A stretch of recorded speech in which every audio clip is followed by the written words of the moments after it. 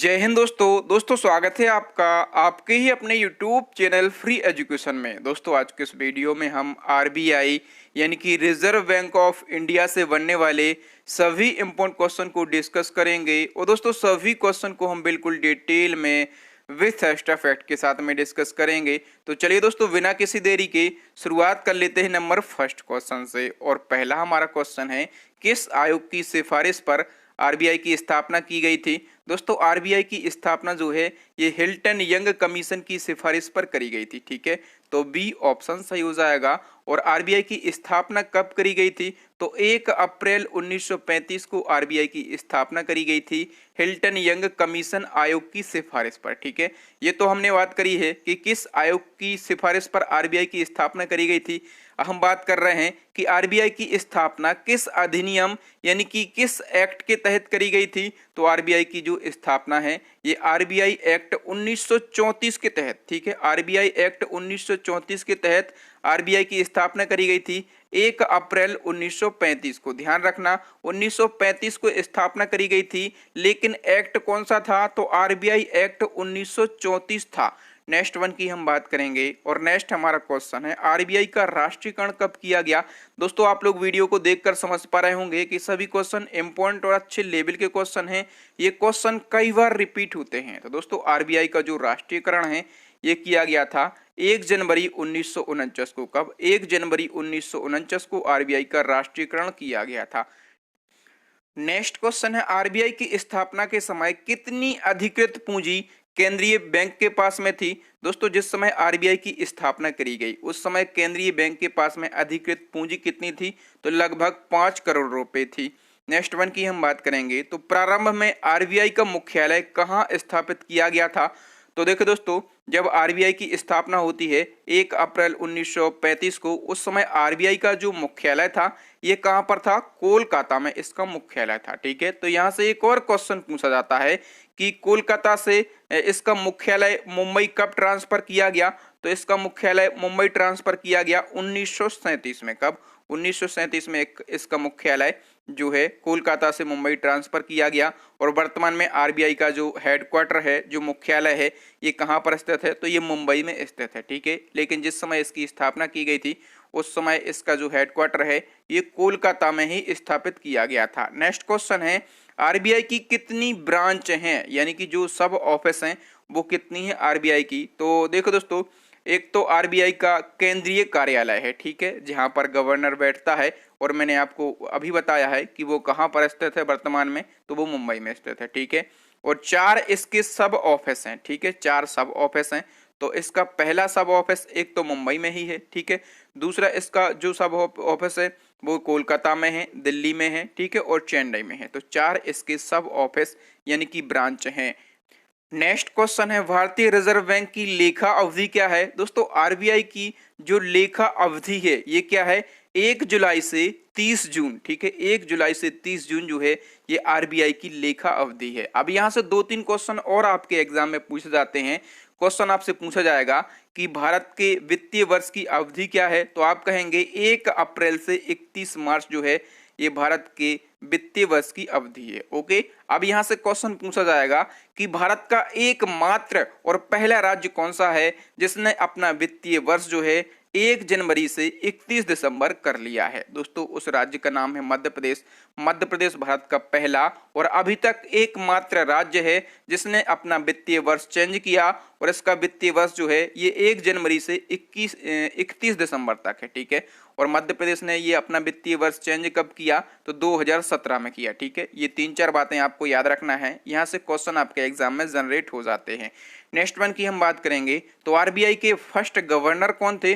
दोस्तों आरबीआई के जो फर्स्ट गवर्नर हैं इनका नाम है ऑसबॉर्न स्मिथ। ठीक है, ऑसबॉर्न स्मिथ, और इनका कार्यकाल कब से कब तक रहा, तो 1935 से लगाकर 1937 तक इनका कार्यकाल रहा। ठीक है, अब ये तो हमने बात करी है फर्स्ट गवर्नर की। अब यदि आपके एग्जाम में पूछा जाए कि आरबीआई के फर्स्ट इंडियन गवर्नर यानी कि प्रथम भारतीय गवर्नर कौन थे, तब आप क्या कहेंगे, तब आप कहेंगे सीडी देशमुख। ठीक है, और सीडी देशमुख का कार्यकाल कब से कब तक रहा, तो 1943 से लाकर 1949 तक इनका कार्यकाल रहा।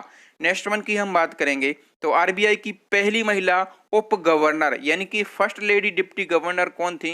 दोस्तों आरबीआई की फर्स्ट लेडी डिप्टी गवर्नर जो हैं ये बनाई गई थी के जे ओदैसी। कौन बनाई गई थी? के जे ओदैसी। और इन्होंने कब पदभार ग्रहण किया था? तो इन्होंने 2003 में पदभार ग्रहण किया था। नेक्स्ट क्वेश्चन है आरबीआई में कितने उप गवर्नर यानी कि डिप्टी गवर्नर होते हैं? तो दोस्तों आरबीआई में डिप्टी गवर्नर की संख्या कितनी होती है? 4 होती है। ठीक है, अधिकतम आरबीआई में 4 डिप्टी गवर्नर हो सकते हैं। ठीक है, और यदि गवर्नर पूछा जाए तो एक गवर्नर होता है और 4 होते हैं डिप्टी गवर्नर आरबीआई के अंदर। नेक्स्ट हमारा क्वेश्चन है आरबीआई के एकमात्र गवर्नर कौन है जो बाद में हमारे देश के प्रधानमंत्री रहे? तो देखो दोस्तों आरबीआई के एकमात्र ऐसे गवर्नर जो बाद में हमारे देश के प्रधानमंत्री भी बने उनका नाम है मनमोहन सिंह। ठीक है, मनमोहन सिंह आरबीआई के गवर्नर भी रह चुके हैं और ये हमारे देश के 13वें नंबर के प्रधानमंत्री भी रह चुके हैं। ठीक है, नेक्स्ट क्वेश्चन है 1 रुपए के नोट पर किसके हस्ताक्षर होते हैं? तो देखो दोस्तों नोटों की यदि हम बात करें तो जो 1 रुपए का नोट है इस पे वित्त सचिव के दस्तखत होते हैं। ठीक है, हस्ताक्षर होते हैं। 1 रुपए के नोट के अलावा जितने भी नोट हैं सभी पर किसके हस्ताक्षर होते हैं? सभी पे आरबीआई गवर्नर के सिग्नेचर होते हैं। केवल 1 रुपए का नोट ऐसा नोट है जिसपे वित्त सचिव के सिग्नेचर होते हैं। ठीक है, याद रखना।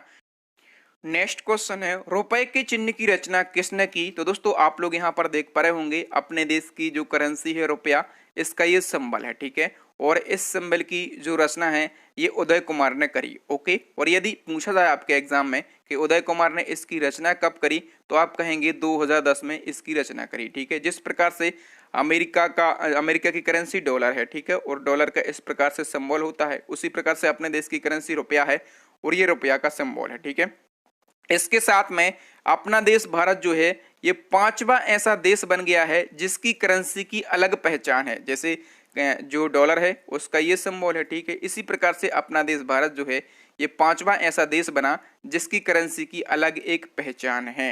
नेक्स्ट वन की हम बात करेंगे तो आरबीआई के राष्ट्रीयकरण के समय गवर्नर कौन थे? तो दोस्तों जब आरबीआई का राष्ट्रीयकरण किया गया उस समय आरबीआई के गवर्नर कौन थे? ये क्वेश्चन प्रीवियस ग्रुप डी के एग्जाम में पूछा गया था। उस समय आरबीआई के गवर्नर थे सी.डी. देशमुख। डी ऑप्शन सही हो जाएगा। देखो दोस्तों सबसे पहले आपको यह भी पता रहना चाहिए कि आरबीआई का राष्ट्रीयकरण कब किया गया। तो आरबीआई का राष्ट्रीयकरण किया गया 1 जनवरी 1949 को। ठीक है, और मैंने आपको अभी बताया था कि आरबीआई के जो सी.डी. देशमुख गवर्नर थे ये पहले इंडियन गवर्नर थे आरबीआई के। ठीक है, और इनका कार्यकाल जो है ये 1943 से लगाकर 1949 तक रहा है। ठीक है, और 1949 में आरबीआई का राष्ट्रीयकरण किया गया तो उस समय आरबीआई के जो गवर्नर हैं वो सी.डी. देशमुख बनाए गए थे। नेक्स्ट क्वेश्चन है इसी क्रम में एक और क्वेश्चन पूछा जाता है कि 1969 में बैंकों के राष्ट्रीयकरण के समय आरबीआई के गवर्नर कौन थे? तो दोस्तों आपको पता रहना चाहिए कि जुलाई 1969 को देश के 14 बड़े बैंकों का राष्ट्रीयकरण किया गया था। ठीक है, उस समय जो आरबीआई के गवर्नर हैं कौन थे? एल के झा थे। ठीक है, तो इस क्वेश्चन का ए ऑप्शन सही हो जाएगा। ये क्वेश्चन जो है ये वेरी वेरी इंपॉर्टेंट क्वेश्चन है आपके एग्जाम पॉइंट ऑफ व्यू से। नेक्स्ट क्वेश्चन है भारत में सिक्कों की ढलाई का काम कौन करता है? तो देखो दोस्तों सबसे पहले आपको याद रखना है कि जितने भी नोट हैं भारत में, ठीक है, यानी कि सभी नोट, ठीक है, तो सभी नोट को छापने का काम किसके द्वारा किया जाता है? तो सभी नोट को छापने का काम जो है ये आरबीआई के द्वारा किया जाता है। ओके, लेकिन आपको एक चीज याद रखना है कि भारत में सिक्कों की ढलाई, ठीक है, तो मैं यहाँ पर लिख दे रहा हूँ, तो भारत में सिक्कों की ढलाई प्लस में जो 1 रुपए का नोट है, ठीक है, जो 1 रुपए का नोट है इनका काम किसके द्वारा किया जाता है? तो इसका कार्य जो है ये वित्त मंत्रालय के द्वारा किया जाता है। ठीक है, यानी कि 1 रुपए का नोट छापना है तो वित्त मंत्रालय छापेगा। ठीक है, और सिक्कों की ढलाई करना है तो ये भी कौन करेगा? ये भी वित्त मंत्रालय करेगा। बाकी के जितने भी नोट हैं सभी को छापने का काम जो है ये आरबीआई के द्वारा किया जाता है। ओके, नेक्स्ट वन की हम बात करेंगे तो आरबीआई के लोगो में कौन से पेड़ का चित्र है? आप लोग आरबीआई का लोगो भी देख पा रहे होंगे, इसमें कौन से पेड़ का चित्र है ये आपको बताना है। दोस्तों आरबीआई के लोगो में एक तो बाग है, ठीक है, बाग आप देख पा रहे होंगे, ठीक है, लेकिन यहाँ पर पेड़ की बात करी गई है तो पेड़ है ताड़ का। ठीक है, ताड़ का पेड़ है, ए ऑप्शन सही हो जाएगा। नेक्स्ट वन की हम बात करेंगे तो आरबीआई का कामकाज किसके द्वारा निर्देशित किया जाता है? दोस्तों आरबीआई का जो कामकाज है ये केंद्रीय निदेशक बोर्ड के द्वारा निर्देशित होता है। तो इस क्वेश्चन का सी ऑप्शन सही हो जाएगा। और दोस्तों केंद्रीय निदेशक बोर्ड के सदस्यों की नियुक्ति किसके द्वारा की जाती है, ये क्वेश्चन भी पूछा जाता है। तो इसकी नियुक्ति की जाती, इसके सदस्यों की नियुक्ति जो है ये भारत सरकार के द्वारा की जाती है, ठीक है। और इनकी सदस्यों का कार्यकाल कितने वर्षों का होता है, तो 4 वर्षों का होता है केंद्रीय निदेशक बोर्ड के सदस्यों का कार्यकाल। नेक्स्ट क्वेश्चन है, निम्नलिखित में से कौन तत्काल सकल निपटान की व्यवस्था करता है। दोस्तों तत्काल सकल निपटान, इसको शॉर्ट में आरटीजीएस कहा जाता है। ओके, इसका फुल फॉर्म क्या होता है, तो रियल टाइम ग्रॉस सेटलमेंट इसका फुल फॉर्म होता है। हिंदी में हम इसको तत्काल सकल निपटान कहते हैं। और ये जो व्यवस्था है ये किसके द्वारा लागू की जाती है, तो ये आरबीआई के द्वारा लागू की जाती है। नेक्स्ट वन की हम बात करेंगे, तो आरबीआई के गवर्नर का कार्यकाल कितने वर्षों का होता है। यहाँ पर स्टूडेंट कंफ्यूज हो जाते हैं। मैं आपको बता दूं कि आरबीआई के जो गवर्नर होते हैं इनका कार्यकाल 3 वर्षों का होता है, ठीक है। ए ऑप्शन सही हो जाएगा। नेक्स्ट हमारा क्वेश्चन है, किस बैंक को बैंकों का बैंक यानी कि बैंकर्स बैंक कहा जाता है। दोस्तों बैंकों का बैंक जो है ये आरबीआई को कहा जाता है। नेक्स्ट हमारा क्वेश्चन दोस्तों, आरबीआई के गवर्नर की नियुक्ति किसके द्वारा की जाती है। जो आरबीआई के गवर्नर होते हैं इनकी नियुक्ति जो है ये प्रधानमंत्री के द्वारा की जाती है, ठीक है। लेकिन यदि आपसे पूछा जाए कि आरबीआई के गवर्नर की नियुक्ति प्रधानमंत्री तो करता है, लेकिन किसकी सलाह पर करता है, तो वित्त मंत्री की सलाह पर प्रधानमंत्री जो हैं ये आरबीआई के गवर्नर की नियुक्ति करते हैं, ठीक है। किसकी सलाह पर, वित्त मंत्री की सलाह पर। नेक्स्ट हमारा क्वेश्चन है, आरबीआई के गवर्नर का वेतन कितना होता है। तो आरबीआई के गवर्नर का जो वेतन है ये 2.5 लाख यानी कि 2.5 लाख रुपए आरबीआई के गवर्नर का वेतन होता है। नेक्स्ट वन की हम बात करेंगे, तो आरबीआई के किस गवर्नर का कार्यकाल सबसे कम रहा, ठीक है। आरबीआई का कौन सा ऐसा गवर्नर है जिसका कार्यकाल सबसे कम रहा। दोस्तों उनका नाम है अमिताभ घोष। बी ऑप्शन सही हो जाएगा। इनका कार्यकाल जो है मात्र 20 दिन का रहा, ठीक है। और ये आरबीआई के कौन से नंबर के गवर्नर बनाए गए थे, तो ये आरबीआई के 16वें नंबर के गवर्नर बनाए गए थे। और इनका कार्यकाल सबसे कम रहा 20 दिन का, ठीक है। अच्छा, इसके अपोजिट एक क्वेश्चन पूछा जाता है कि आरबीआई के ऐसे कौन से गवर्नर हैं जिनका कार्यकाल सबसे लंबा रहा। तो इसका आंसर हो जाएगा बेनेगल रामाराव, ठीक है। सर बेनेगल रामाराव जो हैं इनका कार्यकाल सबसे लंबा रहा। यदि पूछा जाए कि इनका कार्यकाल कब से कब तक रहा, तो 1949 से लगाकर 1957 तक इनका कार्यकाल रहा। लगभग कितने साल इनका कार्यकाल रहा, तो लगभग 7 साल तक इनका कार्यकाल रहा सर बेनेगल रामाराव का, जो कि सबसे लंबा कार्यकाल रहा है आरबीआई के गवर्नरों के क्रम में। ओके दोस्तों, यहाँ पर हमने आरबीआई से जुड़े 25 क्वेश्चन को डिस्कस किया। सभी क्वेश्चन को हमने बिल्कुल डिटेल में विथ एक्स्ट्रा फैक्ट के साथ में डिस्कस किया।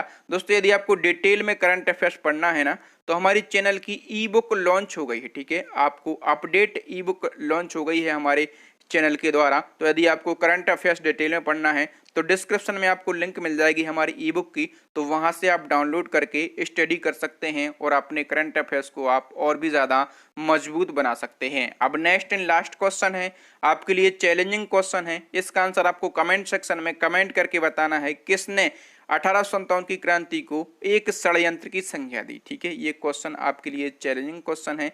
इसका आंसर आपको कमेंट सेक्शन में बताना है। और यदि आप चाहें तो 1857 की क्रांति के बारे में 3-4 बातें डिटेल में भी लिख सकते हैं। तो थैंक यू दोस्तों, वीडियो देखने के लिए बहुत बहुत धन्यवाद। आपको वीडियो कैसा लगा ईमानदारी से कमेंट सेक्शन में कमेंट करके बताएं।